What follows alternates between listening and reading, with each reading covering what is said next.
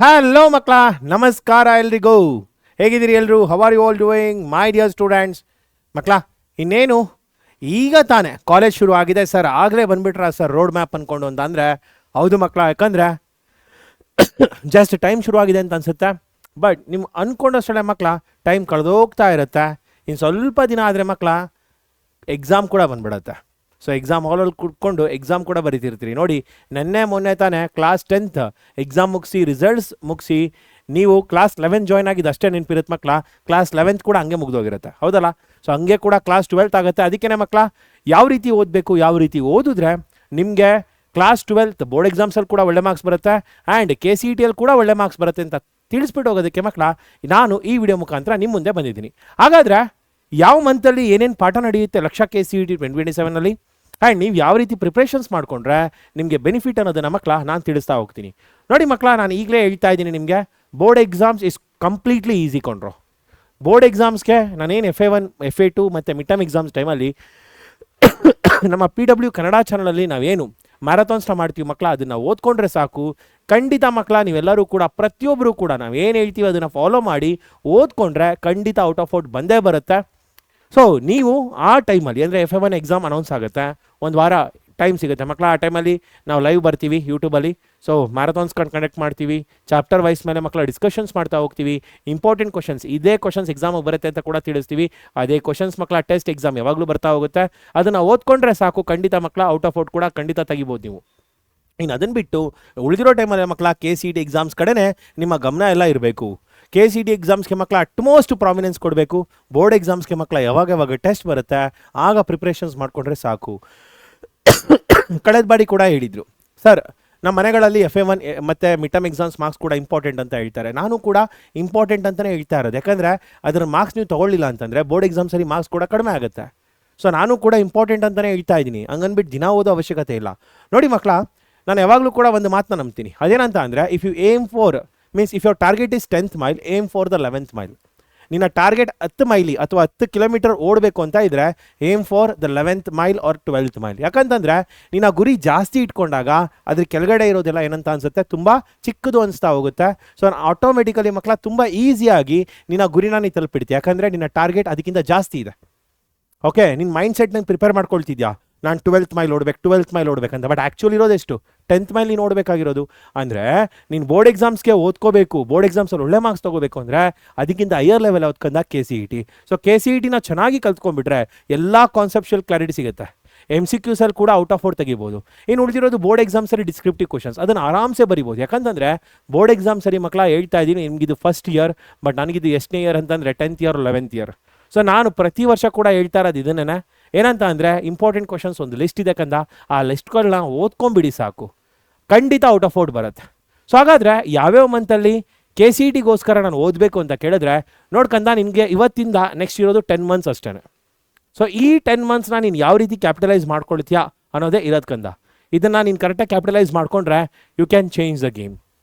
So ನೀನು ಏನು ಇವತ್ತು ರ್ಯಾಂಕ್ ನಿನ್ನ ಡೆಸ್ಟಿನಿ ಅಂತ ಏನು ಬರೆದಿರುತ್ತೆ ಅದನ್ನು ನೀನು ಚೇಂಜ್ ಮಾಡ್ಕೋಬೋದು ಕಂದ, only by working hard. Okay, ಹಾಗಾದರೆ ಮೇ ಮಂತಲ್ಲಿ ಏನು ನಡೆಯುತ್ತೆ ಕಂದ? ರಿಲೇಷನ್ಸ್ ಆ್ಯಂಡ್ ಫಂಕ್ಷನ್ಸ್ ITF ನಿಮ್ಗೆಲ್ಲರಿಗೂ ಕೂಡ ಗೊತ್ತಿದೆ.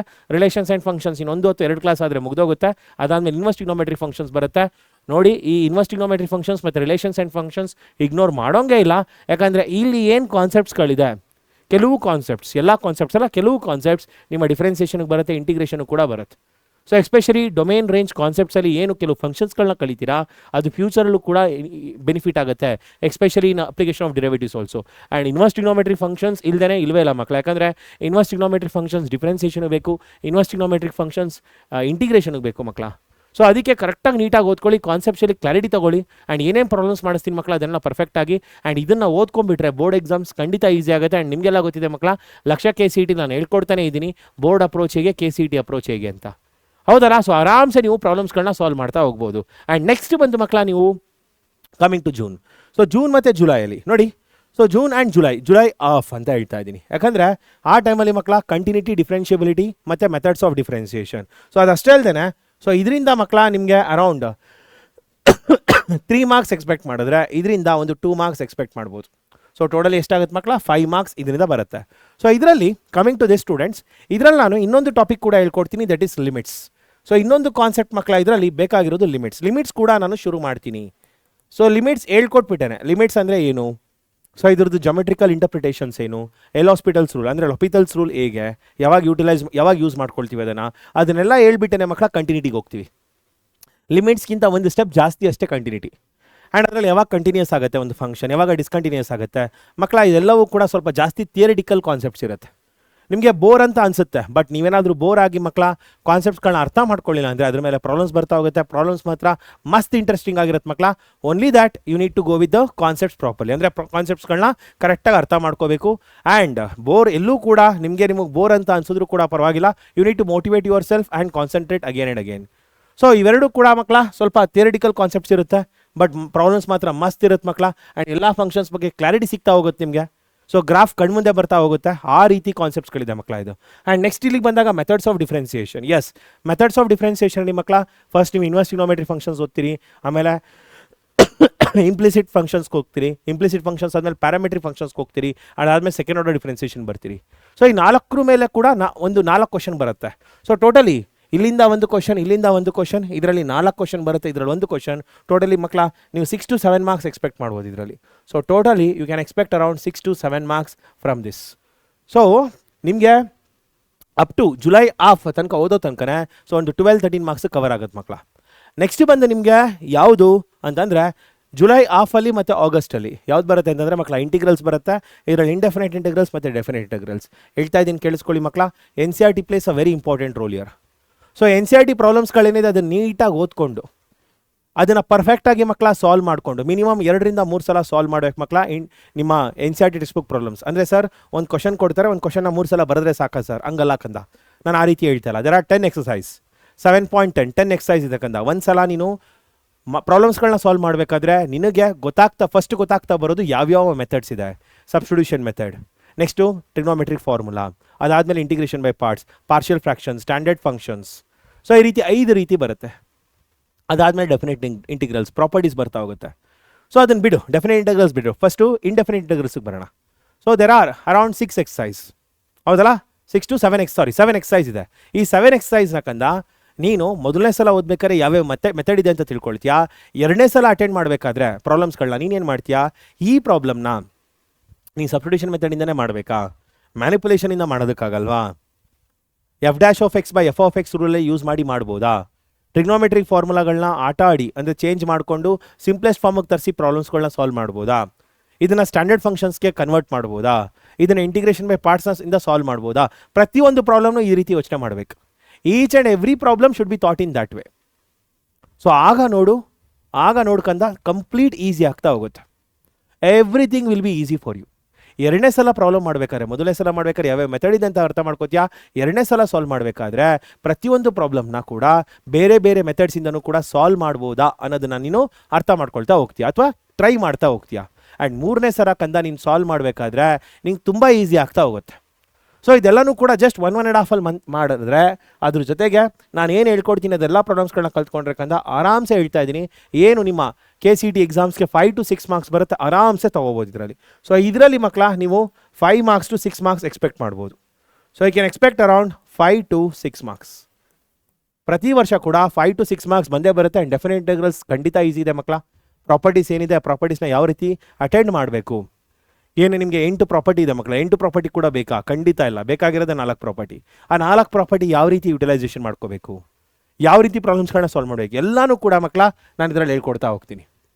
ಸೊ ನಿಮಗೆ ಗೊತ್ತಾಗ್ತಾ ಬರುತ್ತೆ ಇನ್ ಫ್ಯೂಚರ್ ಎಷ್ಟು ಈಸಿ ಆಗುತ್ತೆ ಅಂತ. ನೆಕ್ಸ್ಟ್ ಬಂದು ಸೆಪ್ಟೆಂಬರ್, ಅಪ್ಲಿಕೇಶನ್ ಆಫ್ ಡಿರೈವೇಟಿವ್ಸ್ ಮತ್ತು application of integrals. Application of ಇಂಟಿಗ್ರಲ್ಸಿಂದ ಕಂದ 2 ಕ್ವಶನ್ ಬರುತ್ತೆ. ನಾನು ಈಗಲೇ ಹೇಳ್ತಾ ಇದ್ದೀನಿ, ಪ್ರೀವಿಯಸ್ ಇಯರ್ ಕ್ವಶನ್ಸ್ಗಳನ್ನ ಸಾಲ್ವ್ ಮಾಡಿದ್ರೆ ಸಾಕು. ಪ್ರೀವಿಯಸ್ ಇಯರ್ ಕ್ವಶನ್ ಸಾಲ್ವ್ ಮಾಡಿದ್ರೆ ಇದು ಬಂದ್ಬಿಡುತ್ತೆ. ಅಪ್ಲಿಕೇಶನ್ ಆಫ್ ಡಿರೈವೇಟಿವ್ಸ್ ಕಾನ್ಸೆಪ್ಚುಲಿ ತುಂಬ ಸ್ಟ್ರಾಂಗ್ ಇರಬೇಕು. ಫಂಕ್ಷನ್ಸ್ ಬಗ್ಗೆ ಬೇಸಿಕ್ಸ್ ಐಡಿಯಾ ಗೊತ್ತಿರಬೇಕು. ನಾನು ಏನು ಡೊಮೇನ್ ಮತ್ತು ರೇಂಜ್ ಕಾನ್ಸೆಪ್ಟ್ಸ್ ಹೇಳ್ಕೊಟ್ಟಿದ್ದೀನಿ ಮಕ್ಕಳ, ಅದು ಇಲ್ಲಿಗೆ ತುಂಬ ಹೆಲ್ಪ್ ಆಗುತ್ತೆ. ಸೊ ನಿಮಗೆ ಅದು ಗೊತ್ತಾಗ್ತಾ ಬರುತ್ತೆ ಫ್ಯೂಚರಲ್ಲಿ. ಯಾರು ಡೊಮೇನ್ ರೇಂಜ್ ಕಾನ್ಸೆಪ್ಟ್ಸ್ಗಳನ್ನ ಕರೆಕ್ಟಾಗಿ ಕಲ್ತಿಲ್ಲ, ಯಾರು ಬ್ರಿಡ್ಜ್ ಕೋರ್ಸ್ನ ಕಂಪ್ಲೀಟ್ ಮಾಡಿಲ್ಲ, ಅವ್ರು ಕಂಪ್ಲೀಟ್ ಮಾಡಲೇಬೇಕು ಮಕ್ಕಳ ಅಂಟಿಲ್ ಇಯರ್. ಇಲ್ಲಿ ತನಕ ಕಂಪ್ಲೀಟ್ ಮಾಡಿಬಿಟ್ರಿ ಅಂತ ಅಂದ್ಕೊಳ್ಳಿ, ಲೈಫ್ ಜಿಂಗಲ್ ಅಲ್ಲ ಮಕ್ಕಳ, ಕೂಲಾಗಿರುತ್ತೆ. Okay fine. ಸೊ ನೆಕ್ಸ್ಟ್ ಮಕ್ಕಳ ಇದರಲ್ಲಿ you can expect around 3 marks from year. Okay. So next ಬರೋಣ ಅಕ್ಟೋಬರಲ್ಲಿ ಡಿಫರೆನ್ಷಿಯಲ್ ಇಕ್ವೇಷನ್ಸ್. ಇದರಲ್ಲಿ ಮಕ್ಕಳ ಆರ್ಡರ್ ಆ್ಯಂಡ್ ಡಿಗ್ರಿ ಅಂತ ಒಂದು ಪ್ರಾಬ್ಲಮ್ ಬರುತ್ತೆ, ಎಲ್ಲರೂ ಬರ್ಕೊಳ್ಳಿ. ಆರ್ಡರ್ ಆ್ಯಂಡ್ ಡಿಗ್ರಿ ಸಿಕ್ಕಾಬಡೆ ಈಸಿ ಪ್ರಾಬ್ಲಮ್ ಮಕ್ಕಳ, ಸಿಕ್ಕಾಬಡೆ ಅಂದರೆ ಸಿಕ್ಕಾಬಡೆ ಈಸಿ ಪ್ರಾಬ್ಲಮ್. 1 ಮಾರ್ಕ್ಸ್ ಖಂಡಿತ ಎಕ್ಸಾಮ್ಗೆ ಎಕ್ಸ್ಪೆಕ್ಟ್ ಮಾಡೋದು, even for your board exams and KCT exams. ತುಂಬ ಈಸಿ ಇರೋ ಕಾನ್ಸೆಪ್ಟ್ ಅದು. ಅದರಲ್ಲಿ ಒಂದು ಕ್ವಶನ್ ಬರುತ್ತೆ, ವೇರಿಯಬಲ್ ಸಪರೇಬಲ್ ಫಾರ್ಮ್ ಬರುತ್ತೆ, ಇಂಟಿಗ್ರೇಟಿಂಗ್ ಫ್ಯಾಕ್ಟರ್ ಈ ವರ್ಷ ಕೂಡ ಕೇಳಿದ್ರು, ಲೀನಿಯರ್ ಡಿಫರೆನ್ಷಿಯಲ್ ಇಕ್ವೇಷನ್. ಕಡಿಮೆ ಅಂದರೂ ಮಕ್ಕಳ 3 ಇಂದ 4 ಮಾರ್ಕ್ಸ್ ಬರುತ್ತೆ ಇದರಲ್ಲಿ. ಓಕೆ, ಆರಾಮ್ಸೆ ಮಕ್ಕಳ, ಆರಾಮ್ಸೆ ನೀವೇನು ಮಾಡ್ತಾ ಹೋಗ್ಬೋದು. You can just concentrate on your NCERT textbook very well and PYQs. NCERT ಮತ್ತು PYQs ಮಾಡಿದ್ರೆ ಸಾಕು ಮಕ್ಕಳ. ಇದು ಕೇಳ್ತಾ ಇದ್ದೀನಲ್ಲ, NCERT ಮತ್ತು PYQ ಮಾಡಿದ್ರೆ ಸಾಕು. ಸೊ ಆರಾಮ್ಸೆ PYQs ಆಫ್ KCT, NCERT ಮತ್ತು PYQ ಆಫ್ KCT ಸಾಲ್ವ್ ಮಾಡಿದ್ರೆ ಸಾಕು. ಆರಾಮ್ಸೆ ಮಕ್ಕಳ ಈ 3 ಇಂದ 4 ಮಾರ್ಕ್ಸ್ನ ತೊಗೋಬೋದು. ಆ್ಯಂಡ್ ನೆಕ್ಸ್ಟ್ ಬಂದು vector algebra, very very easy ಮಕ್ಕಳ. ಇದನ್ನು ಕೂಡ 3 ಮಾರ್ಕ್ಸ್. ಆ್ಯಂಡ್ ಇದರಲ್ಲೂ ಕೂಡ ಮಕ್ಕಳ ಸೇಮ್ ಥಿಂಗ್, ಏನು NCERT and PYQ, NCERT and PYQ ಸಾಕು, ಇಷ್ಟೇ ಸಾಕು, ಇನ್ನೇನೂ ಬೇಡ. ಓಕೆ, ನೆಕ್ಸ್ಟ್ ಹೇಳ್ತಾ ಇದ್ದೀನಿ ನೋಡು, ನವಂಬರ್. ಈ ಎಲ್ಲದಕ್ಕೂ ಅಷ್ಟೇ ಮಕ್ಕಳ, ಈ ಎಲ್ಲದಕ್ಕೂ ಅಷ್ಟೇ NCERT and PYQ is enough. NCERT and PYQ is more than enough. ಇದರಲ್ಲಿ ಎಷ್ಟು ಮಾರ್ಕ್ಸ್ ಬರುತ್ತೆ ಅಂತ ಕೇಳ್ತಾ ಇದ್ದೀರಾ? ಇದರಲ್ಲಿ ಒಂದು 3 ಮಾರ್ಕ್ಸ್. ಓಕೆ, ಇದರಲ್ಲಿ ಒಂದು 3 ಮಾರ್ಕ್ಸ್ 3 ಮಾರ್ಕ್ಸ್ ಆ್ಯಂಡ್ ಇದರಲ್ಲಿ ಮಕ್ಕಳ 2 ಮಾರ್ಕ್ಸ್. ಓಕೆ, ಸೊ NCERT ಮತ್ತು PYQ ಮಾಡ್ಕೊಂಡ್ರೆ ಸಾಕು ಮಕ್ಕಳ. ಜಸ್ಟ್ NCERT ಆ್ಯಂಡ್ PYQ ಮೇಲೆ ನಿಮ್ಗೆ ಇಲ್ಲಿ ಎಷ್ಟು ಬರ್ತದೆ? 11 + 6 17 ಆ್ಯಂಡ್ ಇದರಲ್ಲಿ ಮಕ್ಕಳ, ಇದರಲ್ಲಿ PYQ, ಇದರಲ್ಲೂ ಕೂಡ ಹೇಳಿದೆ PYQ. ಸೊ PYQ ಸಾಲ್ವ್ ಮಾಡಿ ಇದರಲ್ಲಿ 19. ಓಕೆ, ಸೊ ಅದೇ ರೀತಿ ತುಂಬ ಕಾನ್ಸೆಪ್ಟ್ಸ್ ಕಳ್ಕೊಂಡ್ರು. ಇದರಲ್ಲೂ ಕೂಡ ಅಷ್ಟೇ PYQs ಹೇಗಿದೆ ಮಕ್ಕಳ, ಅದೇ ರೀತಿ ಪ್ರಾಬ್ಲಮ್ಸ್ಗಳು ಬರ್ತಾ ಹೋಗುತ್ತೆ. ತುಂಬ ಅಂದರೆ ತುಂಬ ಈಸಿ ಇರುತ್ತೆ ಪ್ರಾಬ್ಲಮ್ಸ್ಗಳು. ಸೊ ನೀವು PYQ ಸಾಲ್ವ್ ಮಾಡಿದ್ರೇ ಸಾಕು, will be getting lot of marks students. ಅದನ್ನು ಚೆನ್ನಾಗಿ ಪರ್ಫೆಕ್ಟ್ ಆಗಬೇಕಷ್ಟೆ. ಆ್ಯಂಡ್ ನೆಕ್ಸ್ಟ್ ಬಂದು ಡಿಸೆಂಬರಲ್ಲಿ ನೀವೇನಂತ ಅಂದರೆ, ಸೊ ಡಿಸೆಂಬರಲ್ಲಿ ಮಕ್ಕಳ ನೀವೇನು ಮಾಡಬೇಕಂತಂದರೆ, ಕ್ಲಾಸ್ 11 ಟಾಪಿಕ್ಸ್ಗಳನ್ನ ನಾವು ಹೇಳ್ಕೊಡ್ತೀವಿ ಲಕ್ಷ KCET 2027 ನೀಟಾಗಿ ಓದ್ಕೊಳ್ಳಿ ಮಕ್ಕಳ. ಯಾಕಂತಂದರೆ ಇದರಲ್ಲಿ ಇತ್ತೀಚೆಗೆ ಜಾಸ್ತಿ ಮಾರ್ಕ್ಸ್ನ ಮಾಡ್ತಾ ಬಂದಿದ್ದಾರೆ. 16 to 20 marks you can expect ಮಕ್ಕಳ. ಇತ್ತೀಚೆಗೆ ಜಾಸ್ತಿ ಕ್ಲಾಸ್ 11 ಟಾಪಿಕ್ಸ್ ಮೇಲೆ ಜಾಸ್ತಿ ಸ್ಟ್ರೆಸ್ ಮಾಡ್ತಾ ಬರ್ತಾ ಇದ್ದಾರೆ. ಆ್ಯಂಡ್ ಹೇಳ್ತಾ ಇದ್ದೀನಲ್ಲ ಮಕ್ಕಳ, NCERTನ ಪರ್ಫೆಕ್ಟ್ ಆಗಿದ್ರೆ ಸಾಕು, ಜೊತೆಗೆ PYQ ಕೊಂಡ್ರು, ಜೊತೆಗೆ PYQ ಆ್ಯಂಡ್ ಮೈ ನೋಟ್ಸ್ ಸಾಕೊಂಡ್ರು, ಆರಾಮ್ಸೆ 20 ಮಾರ್ಕ್ಸ್ ಬಂದ್ಬಿಡುತ್ತೆ. ಸೊ ನಾನು ಹೇಳ್ತಾ ಇದ್ದೀನಲ್ಲ, just NCERT PYQs and my notes ಹೇಳ್ತಾ ಇದ್ದೀನಿ ಮಕ್ಕಳ. 37 ರಿಂದ 40 ಮಾರ್ಕ್ಸ್ ಆರಾಮ್ಸೆ ನಿಮ್ಮ ಎಕ್ಸಾಮ್ಸಿಗೆ ಬಂದ್ಬಿಡುತ್ತೆ. ಅಂದರೆ ನಿಮ್ಗೆ ಆರಾಮ್ಸೆ ಸ್ಕೋರ್ ಮಾಡ್ತಾ ಬರ್ಬೋದು. ಇದನ್ನು ಈಗಲಿಂದನೇ ಮಾಡ್ತಾ ಬಂದರೆ ಮಕ್ಕಳ, ನೀವು ಇಲ್ಲಿ ತನಕ ಒಂದು 40 ಮಾರ್ಕ್ಸ್ ತೊಗೊಳಂಗಾಗಿದ್ರೆ, ಹೇಳ್ತಾ ಇದ್ದೀನಿ ಜನವರಿಲಿ ರಿವಿಷನ್ ಮಾಡ್ತಿದ್ದಂಗೆ ಮಕ್ಕಳ ಏನಾಗ್ತಾ ಬರುತ್ತೆ, ನಿಮ್ಮ ಡಿಫಿಕಲ್ಟ್ ಟಾಪಿಕ್ಸ್ ಏನಿದೆ ಅದನ್ನು ಕವರ್ ಮಾಡ್ತಾ ಬರ್ಬೋದು.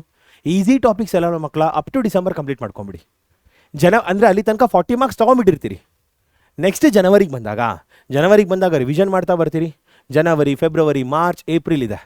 ಸೊ ಈ 4 ತಿಂಗಳಲ್ಲಿ ಮಕ್ಕಳ ರಿವಿಷನ್ ಮಾಡಿ ಬೋರ್ಡ್ ಎಕ್ಸಾಮ್ಸ್ಗೆ ಓದ್ಕೊಳ್ಳಿ, ಆರಾಮ್ಸೆ ಸ್ಕೋರ್ ಮಾಡ್ಬೋದಲ್ಲ. ಪ್ರತಿಯೊಬ್ಬರು ಮಕ್ಕಳ ಹೇಳ್ತಾ ಇದ್ದೀನಿ, you can get easily 50 above if you actually follow my plan. ನಾನು ಏನು ಪ್ಲ್ಯಾನ್ ಹೇಳ್ತಾ ಇದ್ದೀನಿ ಮಕ್ಕಳ, ಈ ಪ್ಲ್ಯಾನ್ನ ಫಾಲೋ ಮಾಡಿದ್ರೆ 50 ಮೇಲೆ ಮಕ್ಕಳ ಆರಾಮ್ಸೆ ತೊಗೊಳ್ತಾ ಹೋಗ್ಬೋದು. ಸೊ ಈ ವರ್ಷ ಕೂಡ ತುಂಬ ಜನ 45 ಮೇಲೆ ತೊಗೊಂಡಿದ್ದಾರೆ. ಆ್ಯಂಡ್ ಮಾಕ್ ಟೆಸ್ಟ್ ಮಕ್ಕಳ, ಲಾಸ್ಟಲ್ಲಿ ಬರ್ತಾ ಮಾಕ್ ಟೆಸ್ಟ್ ತೊಗೋಬೇಕು. ಸೊ ಬೋರ್ಡ್ಸ್ ಪ್ರಿಪ್ರೇಷನ್ಸ್ ಮಾಡ್ತಾ ಹೋಗ್ತೀರಿ. ಇಲ್ಲೂ ಕೂಡ ಅಷ್ಟೇ ಮಕ್ಕಳ, ಬೋರ್ಡ್ ಎಕ್ಸಾಮ್ಸ್ ಓದ್ಕೊಳ್ತೀರಿ. ಲ್ಯಾಬ್ ಎಕ್ಸಾಮ್ಸ್ ಇರುತ್ತೆ ಫೆಬ್ರವರಿಲಿ. ಆ್ಯಂಡ್ ಮಾರ್ಚಲ್ಲಿ ನೀವು ಹೆಂಗಿದ್ರು ಮಕ್ಕಳ ಬೋರ್ಡ್ ಎಕ್ಸಾಮ್ಸ್ ಬರೀತೀರಿ. ಸೊ ಅದನ್ನು ಬಿಟ್ಟಿದ್ದೀನಿ ಇದರಲ್ಲಿ ಅಷ್ಟೇ. ಬಟ್ ಕ್ರ್ಯಾಶ್ ಕೋರ್ಸ್ ಬರುತ್ತೆ. ಇದ್ರ ಜೊತೆಗೆ ಮಕ್ಕಳ mock test are very very important. But ಈ ಮಾಕ್ ಟೆಸ್ಟ್ನ ತೊಗೋಬೇಕು ಅಂತಂದರೆ ನೀವು ಪರ್ಫೆಕ್ಷನ್ ಇರಬೇಕು ಮಕ್ಕಳ. ಸೊ ಇದು ರಿವಿಷನ್ ರೀತಿ ಆಗುತ್ತೆ. ಸೊ ಮಾಕ್ ಟೆಸ್ಟ್ ನಿಮ್ಗೆ ಹೇಳ್ತಾ ಬರುತ್ತೆ ಯಾವ ಕಾನ್ಸೆಪ್ಟ್ ಮೇಲೆ ನೀನು ವೀಕ್ ಇದೆಯಾ ಅಂತ. ಅದ್ರ ಮೇಲೆ ನೀವು ರಿವಿಷನ್ ಮಾಡು, ಮತ್ತೆ ಮಾಕ್ ಟೆಸ್ಟ್ ಬರಿ. ಒಂದು 15 to 20 ಮಾಕ್ ಟೆಸ್ಟ್ ಬರೆಯೋ ಲೆವೆಲ್ಗೆ ಇಟ್ಕೊಂಬಿಡೋಕಂದ. ಚಾಪ್ಟರ್ ವೈಸ್ ಇರುತ್ತೆ ಮಾಕ್ ಟೆಸ್ಟ್. ಓಕೆ, ಮತ್ತು ಪಾರ್ಟ್ ಟೆಸ್ಟ್ ಅಂದರೆ 3 ಇಂದ 4 ಚಾಪ್ಟರ್ಗಳನ್ನ ಕಂಬೈನ್ ಮಾಡಿ ಕೊಡ್ತೀವಿ. ಅದಾದಮೇಲೆ ಫುಲ್ ಲೆಂತ್ ಟೆಸ್ಟ್ ಇರುತ್ತೆ ಮಕ್ಕಳ. ಇದೆಲ್ಲ ಸೇರಿಸಿ ನೀನು ಬರದೆ ಅಂತಂದರೆ ಖಂಡಿತ ಹೇಳ್ತಾ ಇದ್ದೀನಿ ಅಬೌವ್ 55 ಖಂಡಿತ ತೊಗೊಳ್ತೀಯ ಇನ್ ಯೋರ್ ಫೈನಲ್ ಎಕ್ಸಾಮ್, ಅಂದರೆ KCET ಎಕ್ಸಾಮಲ್ಲಿ ಔಟ್ ಆಫ್ 60. ಸೊ ಹಾಗಾದರೆ ಇವತ್ತಿಂದನೇ ಪ್ರಿಪ್ರೇಷನ್ಸ್ ಮಾಡ್ಕೊಂಡ ನಾವೇನು ಹೇಳ್ಕೊಡ್ತಾ ಇದ್ದೀನಿ ನೀಟಾಗಿ ಓದ್ಕೊಂಬಿಡು.